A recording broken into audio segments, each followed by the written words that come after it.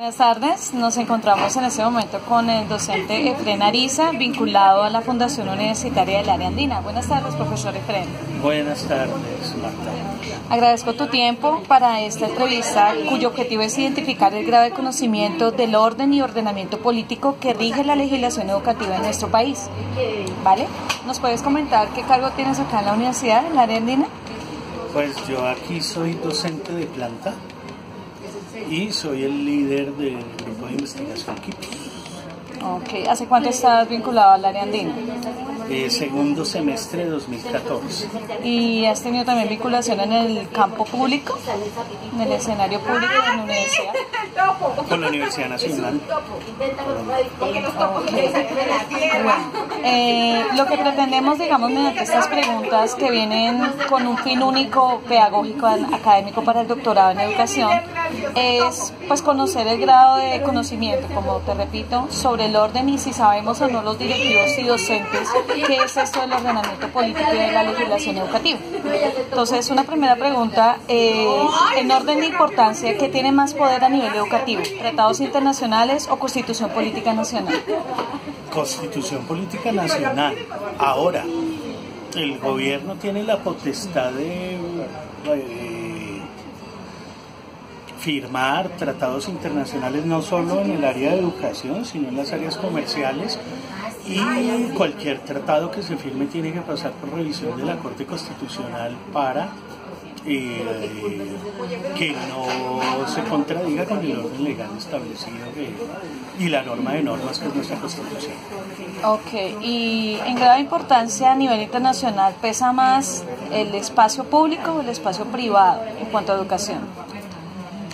Pues ahí yo puedo tener un prejuicio, ¿no? Al ser egresado de educación pública, ¿no? Y al asimilar a las entidades multilaterales, en el caso de las entidades multilaterales de educación también como públicas. Entonces yo a partir de ese prejuicio podría señalar, y reconozco que es un prejuicio, que sería lo público. Lo público. ¿Y es más controlado a nivel internacional por acuerdos, tratados, reglamentos a nivel educativo? Sí, yo creería que sí. Más controlado lo público. Sí. Y en ese orden de ideas, ¿qué prima más? ¿Un acuerdo, un reglamento, un decreto, una ley acá en Colombia? Primaría ley y seguidamente decreto. Ley, seguidamente decreto. Pero los acuerdos y los reglamentos son ya en la parte práctica para docentes y administrativos, por ejemplo, o acuerdos sí, en el que hacer con los padres de familia, con estudiantes. ¿Cómo? Claro, no. Ahí las instituciones, recuerda que se habla de algo muy importante y es la autonomía universitaria. Las instituciones son autónomas para construir sus cuerpos de gobierno, sus órganos colegiados, sus reglamentos. Pero el reglamento estudiantil, por ejemplo, no puede violar la Constitución. Inicialmente, ¿quién legislaba en educación? Porque tú estás hablando que cada colegio, cada universidad ahora tiene la potestad, la independencia de gobernarse, autogobernarse. Sí. ¿Quién lo hacía anteriormente y en qué momento se dio el cambio? Antes de la Constitución del 91, ese es un logro de la Constitución del 91, porque antes quien tenía esa potestad era el Ministerio de Educación a nivel nacional, central y en los niveles locales, los equivalentes a las secretarías. La Constitución del 91, un poco la descentralización, las leyes de descentralización a finales de los 80s, ¿no? Pero sin duda alguna la Constitución del 91 es la que genera esa autonomía universitaria. Okay. ¿Cuál es la ley por la cual se organizó el Servicio Público de Educación Superior? La ley 30 del 92. ¿Y qué trajo de diferente a lo que se venía dando? Pues en primer lugar, yo lo identifico desde dos componentes. Uno, declara la educación como un bien público, pero que pueden ofrecer los privados. Y eso le da juego a instituciones jóvenes privadas como la nuestra que entran a ese mercado educativo. Y dos, pues es una ley que responde a los fenómenos de globalización, pero especialmente a las reformas neoliberales. ¿En qué sentido? Al señalar que pueden participar los privados, desfinancia las universidades públicas porque dice que vamos a subsidiar no la oferta sino la demanda. Anteriormente se subsidiaba la oferta financiando instalaciones, laboratorios, profesores, administrativos. Eso cambia, se reducen los recursos para las universidades y se dice, ¿quién coloca el precio? El mercado. El mercado asigna una serie de precios para ese servicio de educación. Cuando a los estudiantes no les alcance para acceder a ese precio de mercado, pueden solicitar los recursos que antes iban a las universidades, que se van para un fondo que es el ICETEX, ¿no? Un fondo de endeudamiento donde entonces subsidio la demanda. Usted no le alcanza, venga, doble precio. A módicas tasas de interés, ¿no? O sea, las tasas de interés, ya de por sí tenemos un sector financiero, unas tasas de interés bastante altas, el ICETEX no se quedó atrás. Incluso hubo una época, hace unos años recientes, que trató de bajar las tasas de interés, pero no era sostenible. Otra vez se subieron las tasas de los préstamos del ICETEX. Entonces es una concepción que va muy ligada a la política neoliberal de focalización del gasto. La focalización del gasto es básicamente subsidiar la demanda. Eso va acompañado pues de otros procesos que también han afectado tanto a la universidad pública y que determinan los tipos de contratación de la universidad privada. Entonces, otra medida es flexibilización laboral, entonces los contratos por prestación de servicios, contratos no anualizados, a término fijo. Aquí son pocos los profesores que tienen un contrato a término indefinido, pero me refiero al país. Entonces, en el país hay pocos contratos a término indefinido, muchos contratos son de prestación de servicios de cátedra, algunos contratos semestrales, difícilmente se alcanzan 12 meses de contratación, la mayoría de las veces entre 8 y 10 y en algunos casos 11. ¿Ven? Entonces eso determina un modelo de trabajo que en mi concepto atenta contra la calidad. La ley 30 del 92 dice, el gobierno se desentiende de la oferta pero garantiza la calidad a partir de 3 instrumentos básicos: pruebas ECAES, exámenes de calidad de educación superior que se llaman pruebas saber. Yo garantizo la calidad de los egresados. 2, registro calificado con 15 condiciones mínimas de calidad que tiene que cumplir cualquier programa para seguir funcionando. Y acreditación voluntaria de alta calidad tanto de programas como instituciones. Entonces son esos procesos. Pero esos procesos también tienen un problema, porque muchas veces se hace un ejercicio de maquillaje. Mientras está la visita, contratar profesores cualificados para mostrar, para fortalecer los indicadores de investigación o los indicadores que en el caso colombiano se habla de indicadores MIDE para la acreditación, etc. Entonces,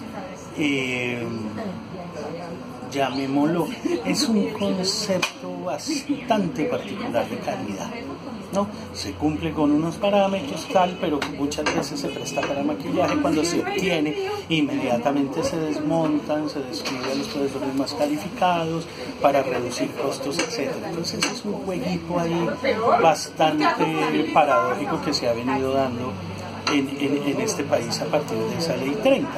Esa ley 30 es la que da pie para los decretos que establecieron registro calificado, acreditación de alta calidad y las resoluciones específicas para cada uno de los programas. Entonces yo lo identifico como por ahí. Esas leyes pues vienen acompañadas por unos decretos reglamentarios, según conocemos. ¿Qué decretos reglamentarios han sido los más representativos en materia de legislación educativa posterior a esa Constitución del 91? Son varios, ¿no? Pero ahora no recuerdo los números, pero sí sobre lo que versaba. El objetivo, digamos. El objetivo. Entonces, los decretos que reglamentaron las pruebas ECAS, que después convirtieron en pruebas SABER, los decretos donde se establecieron las condiciones mínimas de calidad, el proceso de registro calificado para que cualquier programa pueda ofrecerse, y las resoluciones reglamentarias de ese decreto específicas para cada uno de los programas, y lo de acreditación. Asimismo, la creación de dos cuerpos colegiados muy fuertes, ¿no? O sea, tenemos el Ministerio de Educación, el Viceministerio de Educación Superior, y a partir de ahí el Consejo Nacional de Acreditación, CNA, y la sala del CONACES, el Consejo Nacional de Calidad de Educación Superior.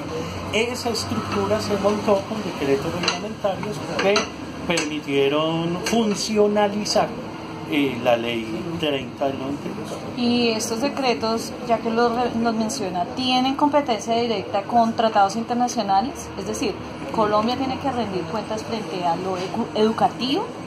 Yo no sé. ¿O estos estamentos se crean con qué función, digamos? Yo no sé si haya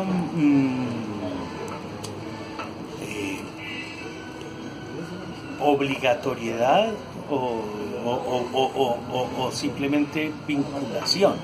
Lo que es cierto es que todos los procesos de registro, acreditación en los cuales yo he tenido la oportunidad de conocer o de participar, siempre se plantean como referentes acuerdos y siempre se plantea como referente la UNESCO y todo el plan, ¿no? Entonces, que nos atenemos a las orientaciones, a los objetivos.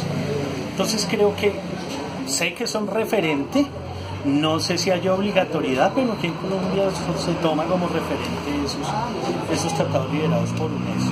Okay. Aparte de la UNESCO, ¿algún otro estamento internacional tiene, digamos, incidencia a nivel de legislación educativa? Yo creo que posiblemente sí, pero no lo conozco. Ok. A la par con los planes decenales de educación a nivel público, ¿existen planes también a nivel privado? Las universidades específicamente nos puede comentar de área andina, ¿hay plan educativo por años o es decenado? ¿Cómo se maneja? Sí, aquí existe la figura de los planes de desarrollo. Nosotros estamos ya superando el ecuador del plan actual, ¿no? El plan actual tiene vigencia hasta 2020, si no me equivoco, y ya se están empezando a prever los equipos para darle continuidad a la construcción de el siguiente plan, pero aquí sí existe esa figura. Ok. Pues nuevamente, digamos, quería considerar qué actores que legislan en materia educativa han tenido presente los requerimientos y exigencias a nivel internacional. ¿Qué exigencias pide el contorno internacional?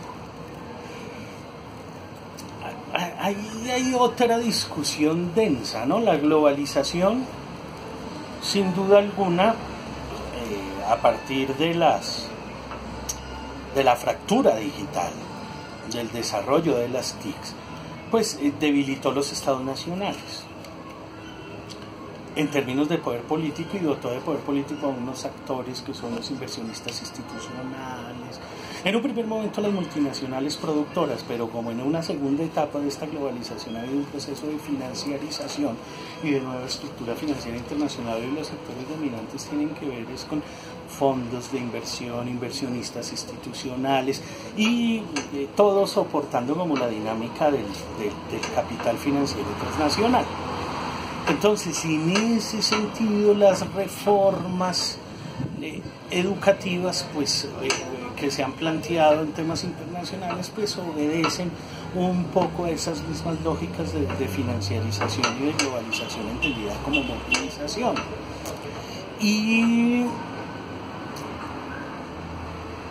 en esa dirección pues han abandonado, considero yo, un poco espacios importantes como las humanidades y el pensamiento crítico por una orientación mucho más utilitarista en términos de qué es lo que necesita el mercado.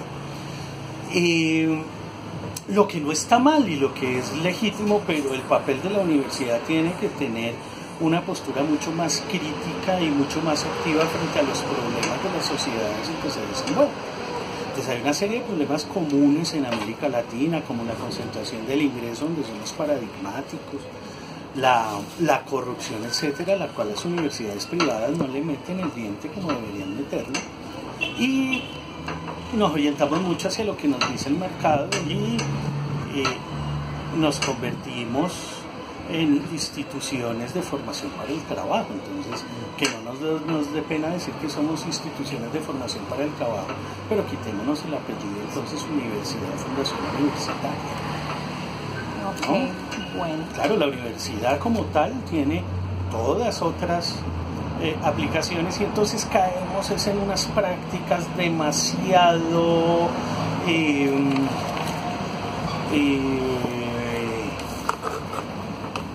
como instrumentales, ¿no? Si tú miras la evolución de los documentos de UNESCO hace 20 años, podía hablar con referentes como la teoría de la complejidad de Morán y del pensamiento crítico. Hoy las resoluciones de UNESCO es, por un lado, bueno, vamos a cumplir con los objetivos del milenio de Naciones Unidas, pero no queda muy claro cómo, y de otro es responder a exigencias del mercado. Okay. ¿Las legislaciones y decretos han tenido en cuenta a todos y cada uno de los actores educativos? No. Me explico, docentes, estudiantes, la comunidad educativa en general. ¿Qué faltaría ahí si no se ha tenido en cuenta? Y si tuviera la posibilidad de legislar, ¿qué cambiaría? Aquí es prácticamente nula la voz de los estudiantes y los profesores en los cuerpos en los órganos de decisión de las universidades, tanto públicas como privadas.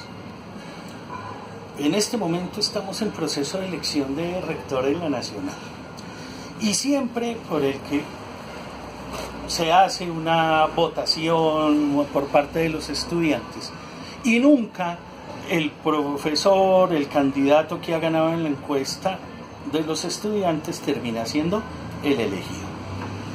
Sí, los que eligen son gente del ministerio, gente de unos órganos, y los estudiantes nunca, siempre se hace ese ejercicio en la nacional para develar eso. Efectivamente que estos proyectos tienen una trayectoria académica y administrativa muy interesante, pero al no ser áulicos del poder, ¿no? Y al no tener compromisos previos con quienes los van a elegir, pues nunca son elegidos como rectores, a pesar de que la comunidad académica en su totalidad les reconoce las calidades para desempeñarse en el cargo, ¿no? Tan así que tuvo que organizar los estudiantes de todas las universidades, desde hace unos años constituyeron la MANE, la Mesa Nacional Estudiantil, donde a partir de una serie de movilizaciones lograron tener algo más de participación en un momento coyuntural, cuando se discutía una reforma a la ley de educación, pero que el efecto es muy pequeño. Y nada que decir, y lo mismo se puede decir de los profesores. Entonces, sí, a veces en los consejos de facultad hay un representante de profesores, hay un representante de estudiantes y asimismo en los consejos de universidad. Pero el impacto, pues es a veces con voto, a veces sin voto, el espacio es muy limitado. Ahí básicamente se impone la administración académica y cuyos criterios no son estrictamente académicos y casi siempre son criterios estrictamente financieros. Entonces tenemos la vaina de que tenemos un profesor que tiene 25 horas, 300 estudiantes, pero además tiene que encargarse de investigación o de proyección social, es decir, porque ahí en esas lógicas pues se impone una lógica que no es estrictamente académica, ¿no? Yo cómo voy a tener un proceso de alta calidad si tengo 300 estudiantes, ¿no? En 10 cursos diferentes, ¿no? eso complica, pero pues eso obedece una lógica financiera, que no es estrictamente académica. Y a mí sí mi preocupación es que la lógica de una institución académica, como tiene que ser la universidad, las decisiones tienen que tener un soporte académico por encima de lo económico o lo financiero. Ok, ¿no? Y aparte de lo académico, podríamos decir que también el componente político incide mucho en estas legislaciones. Pues, llamémoslo así, creo que es mucho más evidente en la universidad pública que en la privada. El componente político.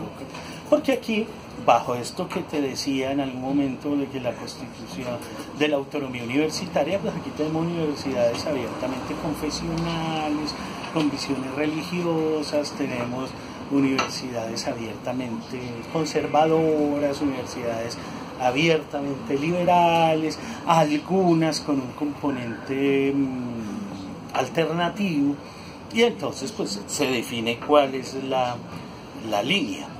Ahora bien, depende también qué tan democrática sea, porque independiente de la confesión, pues, o de la orientación de la universidad, sí tiene que darse un espacio no dogmático para otras visiones alternativas.